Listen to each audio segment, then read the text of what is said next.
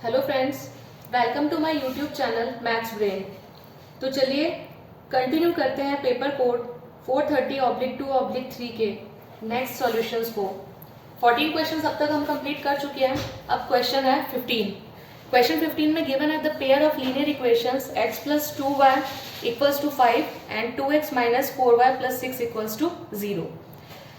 अब आपको बताना है, ये अभी तक हमारे आपको मालूम है कि 20 तक हमारे ऑब्जेक्टिव क्वेश्चंस ही चल रहे हैं।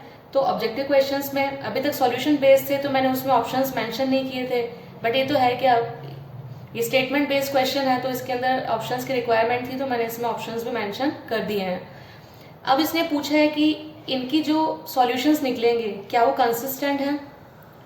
वो यदि कंसिस्टेंट है तो क्या मैनी सॉल्यूशंस के साथ में कंसिस्टेंट है, या फिर कंसिस्टेंट है तो केवल एक ही सॉल्यूशन के साथ कंसिस्टेंट है, या कंसिस्टेंट है तो दो सॉल्यूशन के साथ कंसिस्टेंट है। अब कंसिस्टेंट एक्चुअली होता क्या है? कंसिस्टेंट को हिंदी में बोलते हैं संगत। कोई भी चीज़ संगत या कंसिस्टेंट तभी काउंट होगी जब वो हमें कोई वैल्यू देगी। जब वो कोई वैल्यू ही नहीं देगी, कोई सॉल्यूशन ही नहीं देगी, तो कंसिस्टेंट नहीं होगी।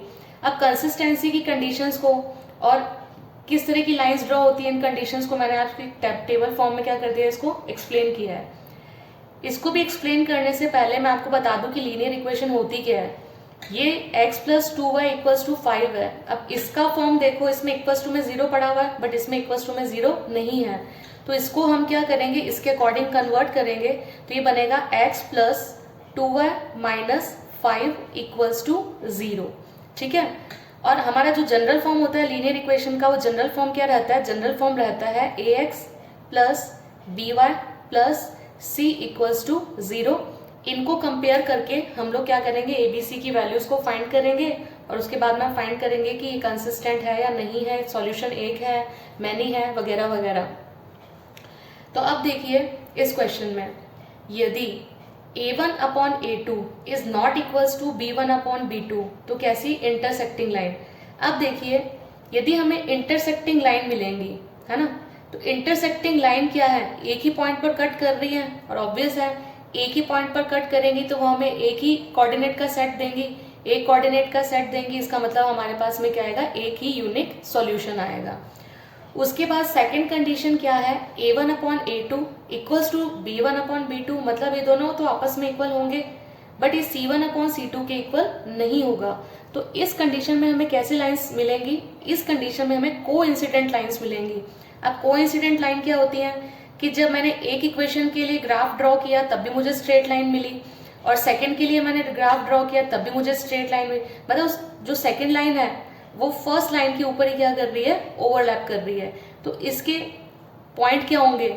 बहुत सारे इनफाइनाइट नंबर होंगे, है ना। तो इसके सॉल्यूशंस भी कैसे हो गए, इनफाइनाइटली मैनी सॉल्यूशन। सॉल्यूशन इसमें भी ऑब्टेन हुआ, सॉल्यूशन इसमें भी ऑब्टेन हुआ। तो जहां पर सॉल्यूशंस मिल रहे हैं ऑब्वियसली वो क्या होगा, कंसिस्टेंट होगा। तो ये भी कंसिस्टेंट है और ये भी कंसिस्टेंट है। उसके बाद हम लोग मूव करते हैं थर्ड कंडीशन पर। थर्ड कंडीशन में क्या होता है, a1/a2 b1/b2 c1/c2 तीनों ही आपस में क्या रहते हैं, इक्वल रहते हैं। अब इक्वल रहेंगे तो क्या चलेंगे, पैरेलल चलेंगे, और पैरेलल चलेंगे तो मीट ही नहीं करेंगे, और मीट ही नहीं करेंगे तो सॉल्यूशन भी नहीं मिलेंगे, और no solution means no consistency. इसका मतलब वो कैसे कंडीशन हो गई, इनकंसिस्टेंट। तो आई होप आपको इतना एक्सप्लेनेशन समझ में आ गया होगा। अब आपको इतना एक्सप्लेनेशन क्लियर है तो मैं अब इस क्वेश्चन का सॉल्यूशन आपको बताती हूँ। इसके अंदर अब यदि मैं इसके आगे जो ABC है वो एक्चुअली क्या न्यूमेरिक वैल्यूज है ना, तो जिसको कि हम न्यूमेरिकल कोफिशिएंट्स भी बोलते हैं। तो इसका न्यूमेरिकल कोफिशिएंट गिवन नहीं है, तो x का न्यूमेरिकल कोफिशिएंट क्या रहेगा, 1 रहेगा। y का न्यूमेरिकल कोफिशिएंट क्या रहेगा, 2 है, और ये अपना कांस्टेंट -5 है ही सही। अब हम क्या करेंगे, जनरल फॉर्म से इसको क्या करेंगे, कंपेयर करेंगे।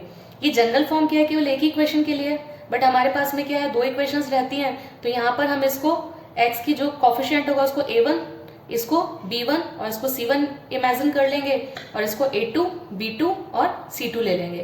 तो अब हम इसको क्या करते हैं, जनरल फॉर्म से कंपेयर करते हैं। जनरल फॉर्म से कंपेयर करते हैं तो देखिए क्या रहेगा, हमने लिया जनरल फॉर्म। इसको मैं पूरा आपको एक्सप्लेन करके बताती हूँ कि जनरल फॉर्म से इसको कंपेयर करने पर इसकी क्या सिचुएशन रहती है। ये है आपका जनरल फॉर्म। जनरल फॉर्म है ax + by + c equals to 0।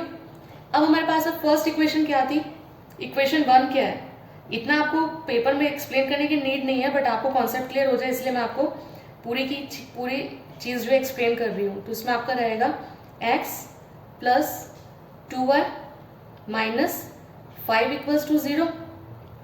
और आपकी इक्वेशन सेकंड क्या है, इक्वेशन सेकंड है आपकी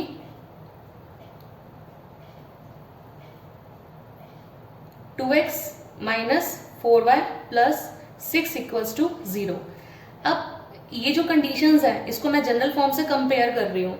अब जनरल फॉर्म से कंपेयर करूंगी तो एक इक्वेशन के लिए a1 b1 c1 और सेकेंड इक्वेशन के लिए a2 b2 c2।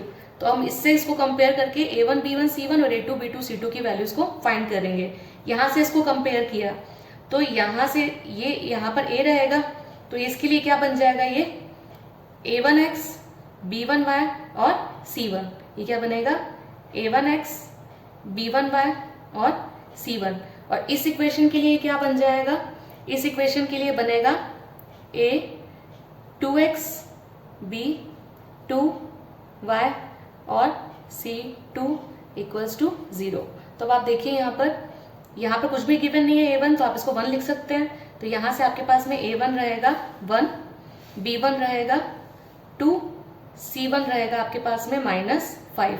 यहाँ से a2 आपके पास में क्या रहेगा 2, b2 आपके पास में क्या रहेगा -4 और c2 आपके पास में क्या रहेगा 6। अब आपसे इसने कंडीशन किसके लिए पूछी है, x plus 2y equals to 5 इन दोनों इक्वेशंस के लिए। तो अब आप इसको यहाँ पर पुट करके देखिए। सबसे पहले हम a1 अपॉन a2 लेते हैं, a1 अपॉन a2, a1 यहाँ से आएगा a2 यहाँ से आएगा, तो a1 अपॉन a2 कितना हो गया 1/2। अब आप लीजिए b1 अपॉन b2, मैंने लिया b1 upon b2, b1 upon b2 लिया, b1 कितना है 2 और b2 कितना है -4, तो ये आपका कितना बन गया -1/2। तो आपको c1 अपॉन c2 करने की नीड ही नहीं है, क्यों, क्योंकि पहले ही दोनों क्या हो गए अनइक्वल हो गए, दोनों अनइक्वल है, इसका मतलब a1 upon a2 is not equals to b1 upon b2। इसका मतलब कैसे लाइंस मिलेंगी, इसमें इंटरसेक्टिंग लाइंस मिलेंगी, इंटरसेक्टिंग लाइंस मिलेंगी मतलब यूनिक सॉल्यूशन होगा, तो यूनिक सॉल्यूशन है तो वो कंसिस्टेंट है। तो आप इससे रिलेटेड ऑप्शन आप इसमें सर्च कीजिए कि कौन सा है, कंसिस्टेंट इसमें भी है, कंसिस्टेंट इसमें भी है, कंसिस्टेंट इसमें भी और कंसिस्टेंट इसमें भी है, बट इसमें मैनी सॉल्यूशन है और इसमें यूनिक सॉल्यूशन है। तो हमारा राइट आंसर क्या हो जाएगा सी। तो अब आप यहाँ पर क्या लिख देंगे, because a1 upon a2 is not equals to b1 upon b2। Condition सारी आपके सामने हैं, तो उसके अकॉर्डिंग आपका ऑप्शन नंबर क्या बन जाएगा, सी इज योर फाइनल आंसर। फिर से क्वेश्चन का सॉल्यूशन है तो बहुत छोटा, बट एक्सप्लेनेशन के अंदर हमें तो आपको हर एक चीज़ को एक्सप्लेन करना होता है, तो आपको लग रहा हो क्वेश्चन लेंथी है, फिर से क्वेश्चन लेंथी नहीं है। और आई होप आपको इसके कॉन्सेप्ट समझ में आ गए होंगे। अभी तो हमारे एक ही कॉन्सेप्ट बेस्ड क्वेश्चन था, बट हो सकता है पेपर में आपका पैरेलल लाइन से रिलेटेड आ जाए या कोइंसिडेंट लाइन से आ जाए, तो तीनों की तीनों कंडीशंस आपको पता होंगी, तो आप आंसर्स को इजीली फाइंड कर सकते हैं। तो चलिए मूव करते हैं क्वेश्चन नंबर 16 पर। क्वेश्चन नंबर जो 16 है, इसमें हमें क्या करना है, आपको बताना है कि इन चारों में से कौन सी प्रोबेबिलिटी ऑफ एन इवेंट नहीं है। क्वेश्चन को रीड कर लीजिए, which of the following numbers can not be the probability of an event. Options क्या क्या गिवन है, 0.5%, 1/0.5 एंड 0.5/14। अगेन फिर से एक ही कॉन्सेप्ट दिमाग में रखना है कि प्रोबेबिलिटी ऑफ एन इवेंट क्या होती है, किसके, प्रोबेबिलिटी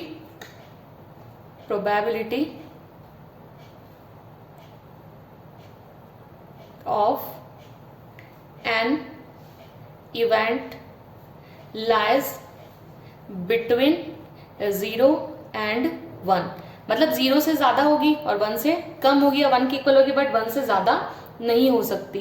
तो अब आप देखिए ए ऑप्शन में क्या है 0.5।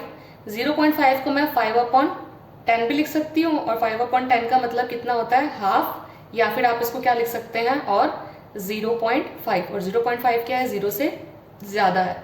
देन 5% का मीन क्या होता है, 5/100, या फिर आप इसको 120 भी लिख सकते हैं, और आप इसको चाहें तो 5 भी लिख सकते हैं। अगेन मोर देन 0 है। उसके बाद 1 अपॉन क्या है 0.5, डेनोमिनेटर का डेसिमल रिमूव होगा तो ये ऊपर 1 0 चली जाएगी तो क्या बनेगा 10/5। फाइनली क्या बनेगा 2। 2 क्या है 1 से ज्यादा है, तो यहां से आइडिया हो रहा है, फिर भी मैं आपको डी ऑप्शन भी क्लियर कर देती हूँ। 0.5/14। जब आप क्या करेंगे इसके डेसिमल को रिमूव करेंगे तो अपॉन में क्या आ जाएगा 0, तो ये बन जाएगा 1/140। ये कितना होगा 1/28, और जब आप इसको सॉल्व करेंगे तो आपका आंसर आएगा 0.035। 0.035। अगेन ये क्या है 0 से मोर है, ये भी 0 से मोर है, ये भी 0 से मोर है, ये भी 0 से मोर है, बट 1 से तीनों ही लेस हैं। तो जो प्रोबेबिलिटी ऑफ एन इवेंट रहता है वो क्या रहता है 0 एंड 1 के बीच में लाया करता है, बट ये तो क्या होगा 1 से भी ऊपर चला गया, तो हमारा जो फाइनल आंसर होगा वो क्या होगा सी। तो इसमें आपसे ये पूछा था कि प्रोबेबिलिटी ऑफ एन इवेंट कौन सी नहीं हो सकती है, तो प्रोबेबिलिटी ऑफ एन इवेंट आपकी नंबर सी नहीं होगी। क्यों?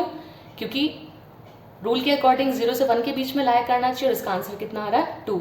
आई होप 15 एंड 16 दोनों क्वेश्चंस आपको अच्छे से क्लियर हो गए होंगे। फिर भी हमेशा की तरह आपको फिर भी लगता है कि इसमें कोई डाउट है तो आप कमेंट सेक्शन में कमेंट ड्रॉप कर दीजिएगा, तो आपकी प्रॉब्लम्स को जल्दी से जल्दी सॉर्ट आउट किया जाएगा। और नेक्स्ट सॉल्यूशंस जो है हम नेक्स्ट वीडियो में कवर अप करेंगे। तब तक के लिए thank you and have a nice day.